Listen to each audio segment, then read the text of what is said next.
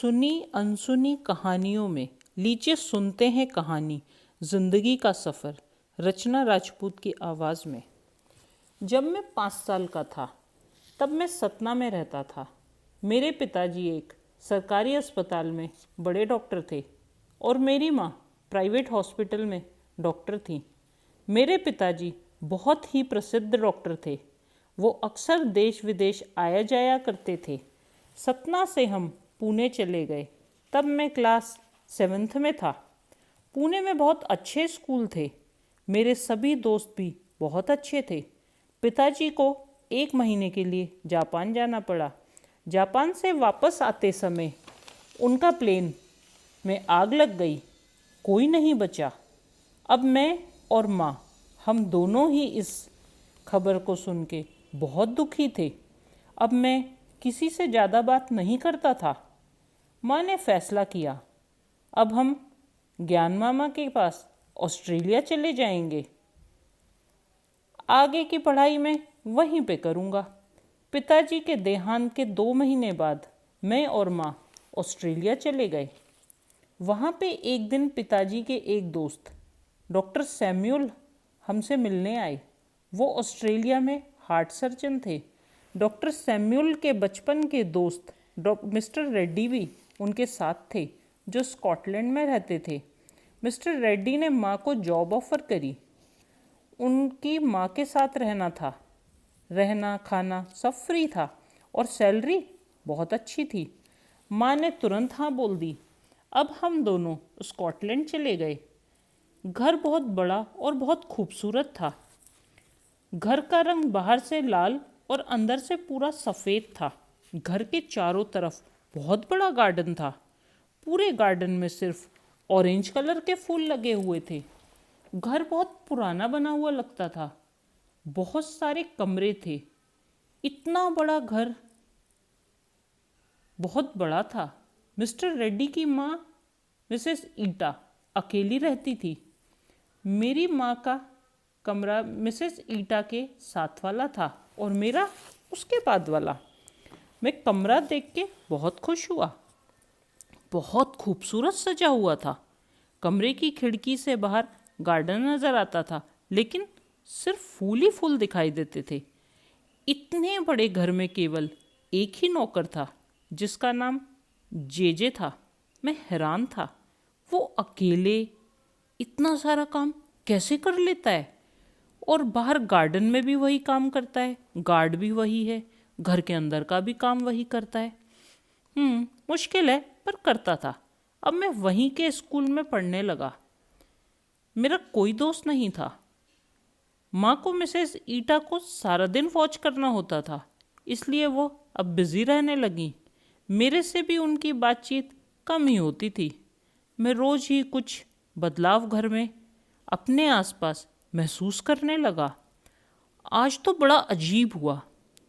मुझे आज लगा मेरे कमरे की खिड़की ने अपनी साइड बदल ली है। वो पहले दूसरी दीवार पे थी। बाहर देखा तो ऑरेंज कलर के सिर्फ फूल ही फूल नज़र आ रहे थे। मैं बाहर जाके खिड़की के सामने एक पत्थर रख आया और उस पर निशान लगा दिया। पर कुछ दिन तक कोई अजीब घटना नहीं हुई। मेरे स्कूल में भी अब कुछ कुछ दोस्त बन गए थे। अब मुझे यहाँ अच्छा लगने लगा था। स्कूल के बाद एक दिन मैं घर आ रहा था। दूर से मुझे ऐसा लगा घर थोड़ा सा घूम गया है, पर ये कैसे संभव है। अब फिर मुझे लगने लगा कुछ तो गड़बड़ है इस घर में, पर क्या। मैंने कमरे में जाके देखा तो लगा आज खिड़की फिर से दूसरी दीवार पे है। खिड़की से बाहर देखा तो सिर्फ फूल ही नज़र आ रहे थे। मैं दौड़ के बाहर गया। मैंने निशान वाला पत्थर खिड़की वाली दीवार के सामने रखा था, पर वहाँ कुछ नहीं था। जैसे ही मुड़ा, मेरे पीछे जेजे खड़ा था। वो मेरी तरफ देख के बोला, ये लो अपना पत्थर, और यहाँ दीवारों पे पत्थरों पे कुछ भी लिखना मना है। आगे से सर आप ध्यान रखें। इतना बोल के वो चला गया। मैं हैरान था। आज मैंने माँ को बताया कि ये घर अपने आप घूम जाता है। कमरे की खिड़की भी अपनी जगह अपने आप बदल लेती है। माँ सुन के हैरान हो गई और बोली, बेटा ज़्यादा नॉवेल मत पढ़ा कर, तुमने खूब पढ़ाई करनी है अभी, तुमने अपने पिताजी की तरह एक बहुत बड़ा डॉक्टर बनना है, ये चीज़ें मत सोच। अगले दिन मैं स्कूल गया। मेरी अच्छी दोस्ती इजी से हो गई थी। इजी मेरी अच्छी दोस्त बन गई थी। उसने मुझसे एक दिन पूछा कि तुम कहाँ रहते हो। जब मैंने बताया अपने बारे में तो वह हैरान हो गई, मेरी तरफ बड़ी हैरानी से देख रही थी। मैंने पूछा, क्या हुआ इजी, ऐसे क्यों देख रही हो, क्या कोई बात हो गई है? इजी बोली, वो घर तो अपने आप कुछ दिनों बाद घूम जाता है, वहाँ तो कोई नहीं रहता। क्या वो घर तुम्हारी माँ ने खरीद लिया है? पर खरीदा किससे? मैंने जवाब दिया, वहाँ पे मिसेस ईटा रहती हैं, माँ उन्हीं को वॉच करती है, वो बहुत बूढ़ी हैं। मेरी माँ डॉक्टर है, पर मिस्टर रेड्डी उनको बहुत अच्छी सैलरी दे रहे थे। उसी समय वो बीच में ही बोली, पर उस घर में तो शायद बरसों से कोई नहीं रहता, वहाँ सभी जाने में डरते हैं, क्या तुम्हें डर नहीं लगता? और मिस्टर रेड्डी का तो वो घर है ही नहीं, वो तो उसके बाद वाला घर है। मैंने हंस के जवाब दिया, नहीं, डर कैसा, मिस्टर रेड्डी का ही तो है वो घर। आज मैं जब घर आया तो देखा नेक्स्ट घर मिस्टर रेड्डी का है, और वो घर यहाँ से नज़र भी नहीं आता। ये घर बहुत ज़्यादा बड़ा है। क्या हम गलत घर में रह रहे हैं? जे मिसेस ईटा, कौन है ये? अब मुझे समझ में नहीं आ रहा था, कुछ डर भी लग रहा था।